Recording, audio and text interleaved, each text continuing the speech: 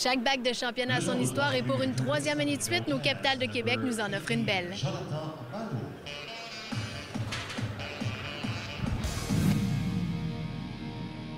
Pendant les séries, il n'y a pas de place à l'erreur. C'est pourquoi les joueurs doivent travailler 2 fois plus fort afin d'obtenir le championnat. Et nous avons demandé au gérant Patrick Scalabrini et à quelques joueurs quels avaient été leurs meilleurs moments des séries 2011. La grosse série contre le New Jersey, c'est une équipe qui était extrêmement forte, qui s'était boostée, pardonnez-moi l'expression, en fin de saison pour essayer de nous battre. Donc c'était la fierté d'avoir été capable, malgré tout, de remporter ce championnat-là.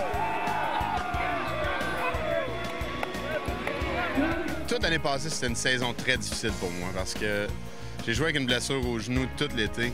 Et puis, ça a pris beaucoup du côté mental. Et puis, juste gagner, ça faisait du bien à l'esprit, ça faisait du bien à tout. Parce que c'était vraiment un été difficile. Pour moi, pas en tant qu'équipe. On a très bien fait, c'était une saison incroyable, on a battu des records, mais mentalement, c'était difficile. Puis d'avoir une grosse série, là, ça a fait du bien.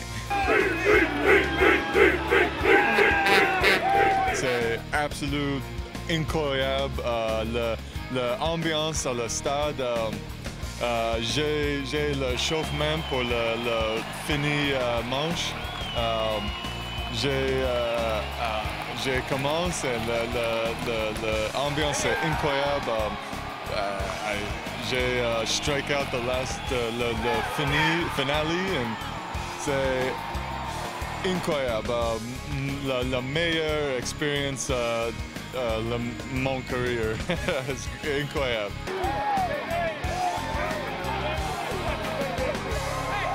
On a joué contre New Jersey. C'est une équipe, on a eu une très grande rivalry contre New Jersey, mais c'était plus fun de gagner contre l'équipe New Jersey parce que on a beaucoup de difficultés avec l'équipe pendant la saison, mais c'est plus fun, c'est très satisfaisant pour gagner contre une équipe comme New Jersey. Et même si nos Capitales travaillent fort pendant leur saison, une des parties les plus importantes, c'est bien sûr le support de leurs partisans. C'est plus qu'important. C'est pour différentes raisons. Simplement, côté motivation, ici pour les gars, c'est tellement trippant de jouer devant nos partisans ici. Ne serait-ce que quand c'est le moment de recruter, les gens, les joueurs de d'autres équipes qui viennent ici savent ce que c'est ici à Québec, comment c'est le fun de jouer devant ces partisans-là. Puis ça m'aide grandement à recruter et à amener des joueurs jouer à Québec là, dans le futur. N'importe quel sport que tu joues, l'atmosphère d'un stade est absolument incroyable. Et puis quand elle est avec toi, ça te donne plus d'énergie, ça te donne le goût pas de faire mieux parce que tu veux tout le temps bien faire, mais ça te pousse un petit peu plus fort. Et puis, cette année, c'est une année bizarre. Là, et on dirait que... on attend le monde. On attend qu'il arrive. On a hâte que le monde il vienne et qu'il remplisse ce stade parce que c'est les meilleurs fans. Ils sont émotionnels, ils sont bruyants. Même les autres équipes adorent jouer ici. Nous autres, on a tellement hâte d'arriver à la maison à toutes les fois qu'on joue parce que surtout dans ce league-ci, les stades, c'est pas trop rempli. Mais ici, à Québec, on sait qu'on a les fans parfaits. Donc, on a hâte de les voir puis d'avoir le 10e joueur en arrière de nous autres aussi. Merci d'être ici, même si c'est la 3e année consécutive qu'on vit selon la des matchs. Je pense qu'on s'est du compte.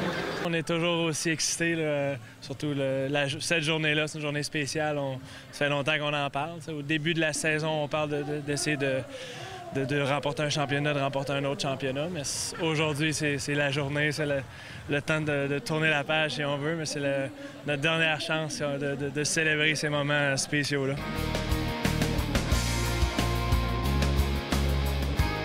C'est vraiment le fun d'avoir eu la chance de jouer dans des équipes gagnantes. Puis, ça t'apprend à jouer au baseball un petit peu mieux, puis ça t'apprend à jouer de la bonne manière. Parce que gagner, c'est vraiment... c'est quelque chose que tu apprends, c'est pas quelque chose qui arrive. Où est-ce que tu mets tes bagues? Sérieusement, je ne sais pas. Je pense que j'ai le 2 dernières avec moi à mon appartement. Mais les autres, je ne sais pas sérieusement. Le 2 premières avec les Royals de Kansas City à Texas, dans la maison de mes parents. I keep them close. I have them. I brought them from Florida to keep them with me in Quebec because j'habite dans Québec depuis 3 ans. Donc j'ai mon bag proche. Ouais. Après a long day of winter work, it's nice, something nice to look at, and you know, souvenir for le bon l'été, and it's nice to show. You know, when there's younger baseball players, like they'll ask, and you bring in a big giant ring, championship. It's good, bon motif pour le junior. Ouais.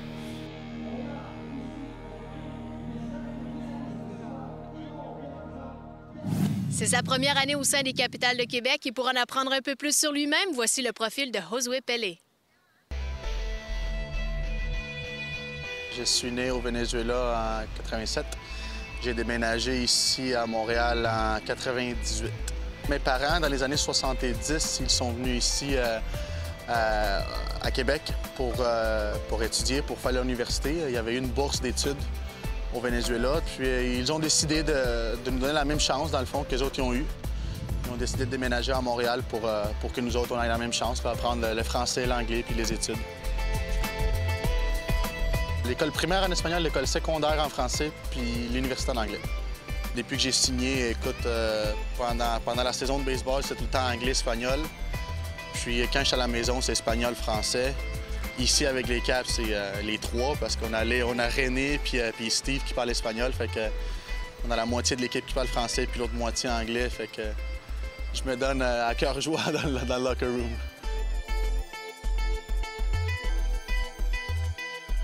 Depuis que j'ai 5 ans, que j'ai commencé au Venezuela à jouer. Ensuite, quand j'ai déménagé ici, j'ai continué à jouer à Montréal avec les Cosaques du Nord, dans le 2A.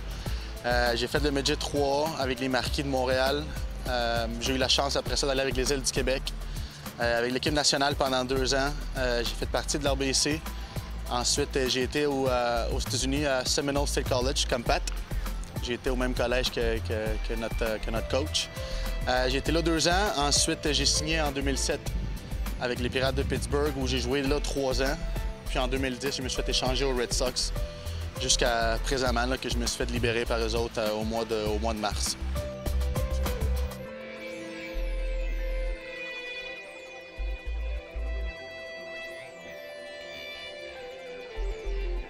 Ça a été très pénible la première année, parce que de tomber d'arrêt-court à catcher, je ne sais pas si vous le savez, catcher, c'est pas facile. Ça a été très pénible comme première année. J'avais mal aux genoux, j'avais mal aux jambes, j'avais des bleus partout, mon pouce me faisait mal. Mais ensuite, ça a été en pente descendante. J'ai commencé à aimer ça, à contrôler la game, à faire ce que je voulais derrière la plate. Fait que, j'ai récemment recommencé à jouer dans l'infield. Justement, ici, Pat me donne la chance de retourner dans l'infield. J'étais arrêt-court toute ma vie. Donc maintenant, c'est le fun. Je suis capable de jouer partout dans l'infield. Puis receveur, c'est pas tout le monde qui sait faire ça. Faut que tu fasses tes devoirs. Et il faut que tu saches qu'est-ce qu'un tel frappeur a fait la veille, ou même il y a 1 mois, quand tu as joué contre eux autres.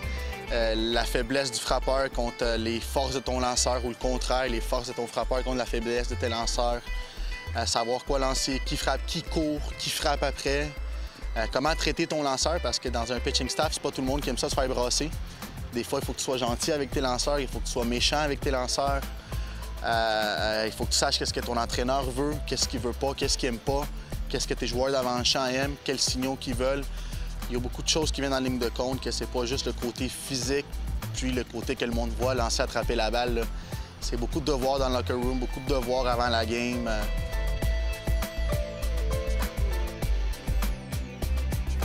Je fais un peu comme Pat Daou, je m'occupe d'un sport-études, les Patriotes de Mortagne.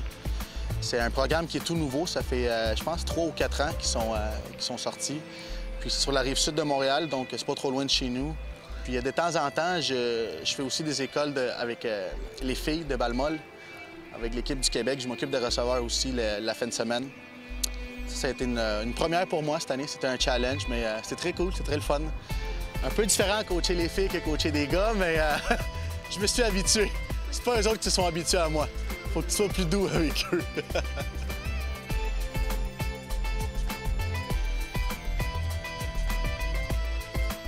Pat Daou puis moi, déjà, on se voyait quand même souvent à Montréal. On a joué ensemble. On a été avec le Midget 3 juste avant de s'en venir ici pour se préparer un peu. Puis on parle justement de la mentalité de receveur. Tu sais, lui a une mentalité, moi j'en ai une autre. Donc on essaie de prendre le mieux de chacune des deux mentalités pour essayer justement de rendre notre équipe meilleure. Puis on en apprend tout le temps un de l'autre. Tu sais, lui, ça fait quand même plus longtemps qu'il est derrière la plate. Tandis que moi, ça fait juste 6 ans. Par contre, moi, j'ai eu la chance de jouer professionnel, donc on prend un peu des deux. Là, on essaie de s'aider justement pour le mieux de l'équipe.